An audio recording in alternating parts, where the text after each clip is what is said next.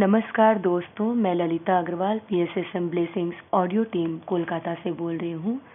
पिछली कड़ी में हमने लेखक के बचपन और उनके घर के बारे में जाना था। ऑडियो नंबर 5 में हम किताब का सेकंड चैप्टर शुरू करेंगे, जिसका नाम है नीले रंग के कांच के ग्लोब। हमारे घर के पीछे एक बहुत सुंदर चर्च था, जहाँ मैं शनिवार की दोपहर और रविवार की सुबह जाया करता था। मुझे याद है वो नीले रंग के ग्लोब जो चर्च की छत से झूल रहे थे। मुझे नहीं पता कि वो ग्लोब झालर की तरह क्यों लटकाए गए थे, लेकिन उनका मेरे ऊपर गहरा प्रभाव था। मैं उनके आकाशी नीले रंग से नहीं, बल्कि उसमें दिखने वाले गुणों के कारण उनसे आकर्षित था। चर्च की हर चीज उसमें दिखाई पड़ती थी, लेकिन अपने स्वाभाविक रूप से अलग। मैं उन ग्लोब के सामने खड़ा होकर अपना स्वरूप देखने लगा। मैंने देखा कि मेरे पैर बहुत छोटे हैं, मेरा सिर बड़ा है और मेरे कान बहुत लंबे हैं। सब कुछ बहुत अलग दिखाई पड़ रहा था। धीरे धीरे मेरे मन में प्रश्न उठने लगा कि आखिर ये ग्लोब यहाँ क्यों है। आखिर एक दिन मैं अपनी दूसरी माँ के पास गया और उनसे पूछा, मम्मी, ये ग्लोब यहाँ किस लिए हैं? उन्होंने कहा, मैंने किसी से पूछा तो नहीं है, लेकिन मुझे लगता है कि उनके होने का एक विशिष्ट मतलब है। पहला तो यह कि वे इतने सुंदर और चमकदार हैं कि लगता है ब्रह्मांड से सितारे लटक रहे हैं।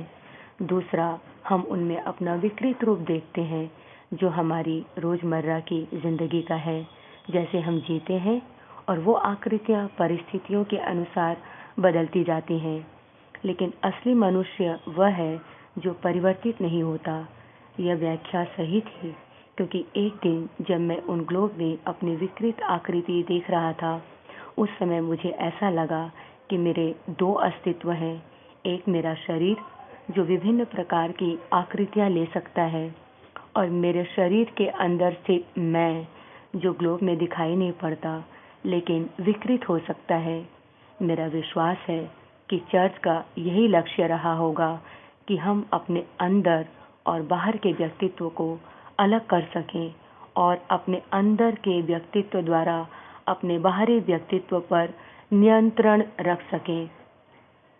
उन ग्लोब में अपनी विभिन्न आकृतियां देखते देखते मुझे यह एहसास हुआ कि यह भी एक तरीका है सीखने का, कि हम जैसा सोचते हैं कि हम हैं, उससे अलग भी हो सकते हैं।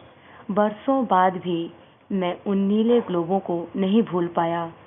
मैं उन्हें देखने में इतना व्यस्त रहता था कि मुझे चर्च के अंदर घटने वाली एक भी घटना याद नहीं है। मुझे याद है कि एक दिन चर्च में जाने के बाद मैं इतना बीमार पड़ गया कि मेरी माँ मुझे घर ले आई और मुझे बिस्तर पर सुला दिया।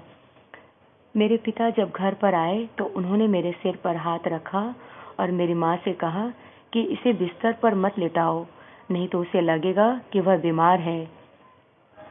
मेरे पिता अपने शब्दों के प्रति बहुत ईमानदार थे। मुझे तुरंत महसूस हुआ कि मैं बिल्कुल ठीक हूँ। मेरी माँ को मेरे पिता का ऐसा कहना पसंद नहीं आया और उन्होंने कहा कि ठीक है, तब आप ही इसका ध्यान रखिए। मेरे स्वास्थ्य को लेकर अक्सर मेरे माता पिता में तर्क वितर्क हो जाया करता था और मैं जानने की कोशिश किया करता कि वाकई में मैं बीमार हूँ या स्वस्थ हूँ। और मैंने एहसास किया कि जब मैं अपनी माँ की भावनात्मक तरंगों और उनके सानिध्य में रहता, अपने आप को बीमार महसूस करता, और जब मैं अपने पिता के साथ रहता, जो मेरे भौतिक स्वास्थ्य से विमुख रहते थे, अपने आप को स्वस्थ महसूस करता था। लेकिन मैंने देखा कि वे दोनों अपनी अपनी जगह सही थे। मेरी दो बहनें थीं। बड़ी बहन ल्यूसिन बहुत ही सुंदर थी। उसकी बड़ी बड़ी आंखें, लंबे बाल, गोरा रंग, सब मिलकर ऐसा लगता था जैसे वह कोई स्वर्ग की परी हो। जब भी मैं नींद से जल्दी उठ जाता था, स्वप्न में डर जाता, उनके पास चला जाया करता था, चाहे वह कोई भी वक्त हो, और वह हमेशा मेरा ध्यान रखती और मेरे लिए प्रार्थनाएं किया करती थी। जब मैं 5 साल का था, एक समय के लिए मैं रात को सो नहीं पाता था, मेरे मन में गहरा डर समा गया था, जैसे मैं अपने माता पिता और बहनों सभी को खो दूंगा। मेरी व्याकुलता और अनिद्रा ने मुझे इतना प्रभावित किया कि मेरा स्वास्थ्य दिन प्रतिदिन खराब होने लगा।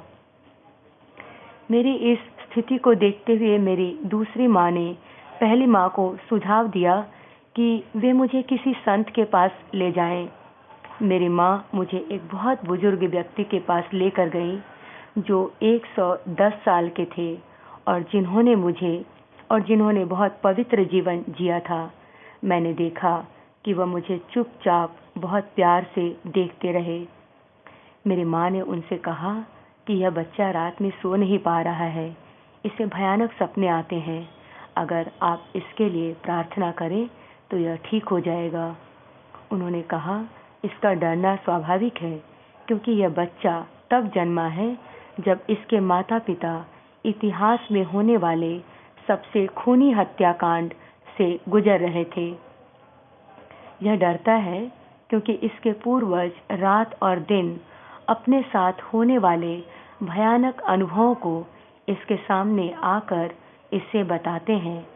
लेकिन ईश्वर सर्वशक्तिमान है, वह इनसे भी नकारात्मक ऊर्जा को इससे हटा सकते हैं। उनके अंतिम शब्दों में बहुत शक्ति थी। मुझे याद है, इन शब्दों के साथ ही एक जलती हुई आग की लहर मेरी पीठ से होती हुई मेरे सिर में चली गई। उन्होंने आंखें बंद करके अपने दोनों हाथ मेरे सिर पर रख दिए। मुझे अपने अंदर बहुत स्ट्रॉन्ग वाइब्रेशंस महसूस होने लगे और लगा कि मैं इस पूरी दुनिया से बाहर हूँ। मेरे चारों तरफ एक गहरी शांति छा गई और मुझे लगा कि मैं एक नीली रोशनी के अंदर हूँ। उन्होंने मुझे अपना आशीर्वाद दिया, मेरी आंखों में देखा और मेरी माँ से कहा, इस बच्चे का ध्यान रखना। मेरी माँ मुझे घर ले आई और दूसरी माँ को बुलाकर पूरी घटना के बारे में बताया। जब दोनों माएँ आपस में बात कर रही थी, तब मैं नींद में होने का भान कर रहा था, लेकिन उनकी सारी बातें सुन रहा था। मेरी पहली माँ ने कहा, वो संत समाधि की अवस्था में चले गए थे और अपने शरीर से अलग हो गए थे। उन्होंने कहा, इस बच्चे का ध्यान रखना, क्योंकि यह दूसरी दुनिया की तरंगों के प्रति बहुत संवेदनशील है। उन्होंने आपस में और भी बहुत सारी बातें की जिन्हें मैं समझ नहीं पाया, लेकिन उनके शब्दों से मुझे यह समझ में आ गया कि मुझे इस दुनिया की लोगों की सेवा करनी है। इस घटना के साथ सेकंड चैप्टर यहीं खत्म होता है। आज के लिए इतना ही। अगले ऑडियो में हम इनके जीवन के, इनके बचपन की घटनाओं को और भी विस्तार और गहराइयों से जानेंगे। तब तक के लिए धन्यवाद दोस्तों। आप सभी का बहुत बहुत आभार।